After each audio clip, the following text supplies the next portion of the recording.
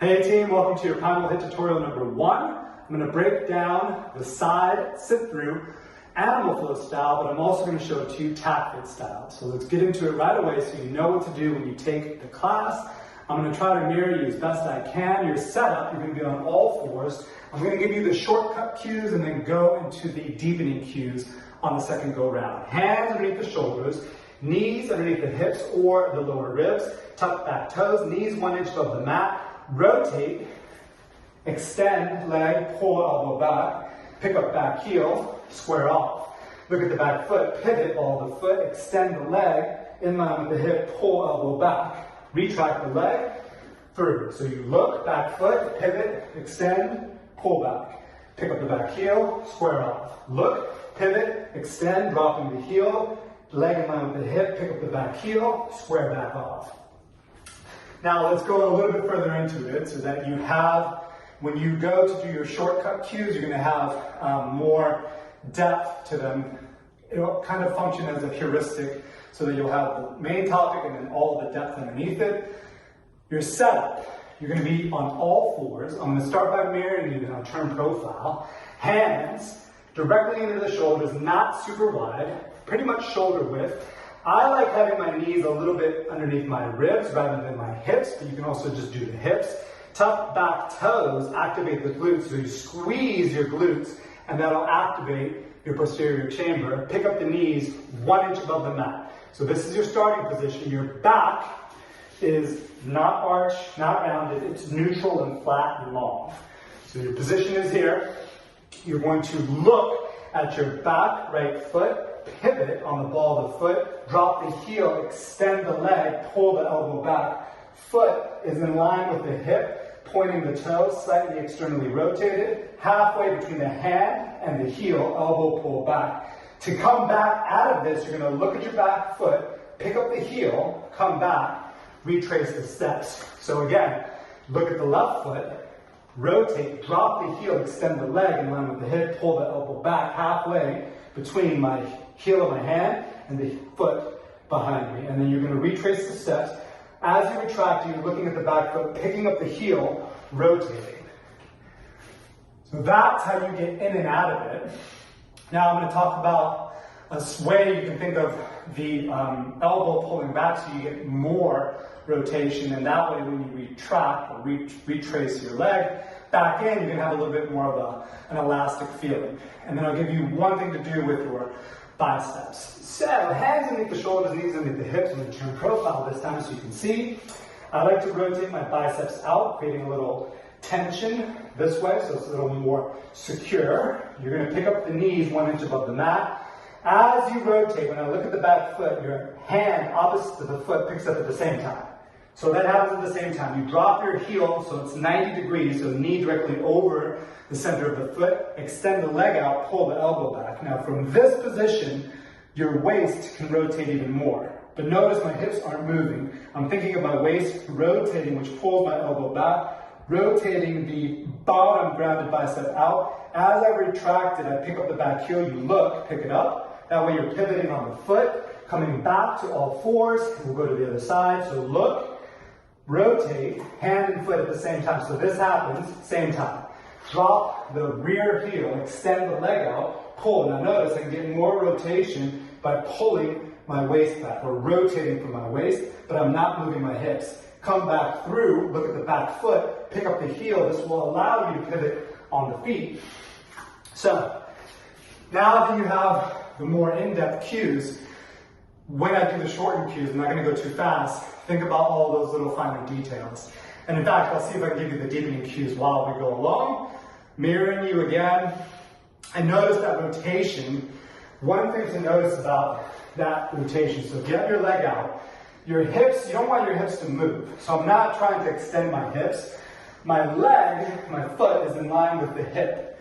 If I want more rotation from this position, I'll rotate my waist, which is going to make my elbow move back. Because if I just think about my elbow, it's not enough for me. I can actually rotate my waist. This will create more of a bound feeling, and then I'll retrace when I come back through. So here we go, and then I'm going to show you another variation TACFIT style, then I'll show you a regression as well to practice all this. So, hands directly underneath the shoulders, knees underneath the hips, or in the lower ribs, tuck back toes, squeeze your glutes, rotate the biceps out, knees 1 inch above the mat, look back foot, pivot, drop the heel, extend the leg, and rotate from the waist as you pull the elbow back, retrace the steps by picking up the heel, send it through, look, pivot, extend, rotate, back heel, look, extend, pivot, look, extend, pick up the back heel, through. So that is the feeling. I'm going to show you another variation that you can do as a side sit through. It's more, it comes from a program called TACFIT, so it's a little more rotational focused, and the weight placement is different, and I'll explain how that goes. So on this one, you're going to start off in a very similar position, like a quad press position, and then you're going to drop towards your right heel, extend the leg out, just flexing the foot, except this time, I'm letting the weight go all the way back into the rear heel. This leg is tight. You can have the foot on the floor or pick up the leg, pull the right elbow in, looking down at the hand, and then I'm going to retract the leg back in, and then other side. So I'll rotate, send the weight to my rear heel, and this elbow, instead of it going here, I'm going to look down. Right? So I'm extending the leg, sending the weight back. This is heavily influenced from jiu-jitsu style training, where you want your weight back as if you were going to either send your hips away from somebody or be able to spring quickly. And you can do that by having more weight in the back leg. So again, it looks like this, quad press position, transfer the weight to the rear heel, the back heel, extend the leg, elbow in, either foot on the floor or off the floor, and fluidly it looks like this. Almost did it. Animal flow style. So notice, I'm turning profile so you can see that this is what I'm looking at. So I'm not over rotating, 2 shoulders in one line, leg fully extended, balls at the feet.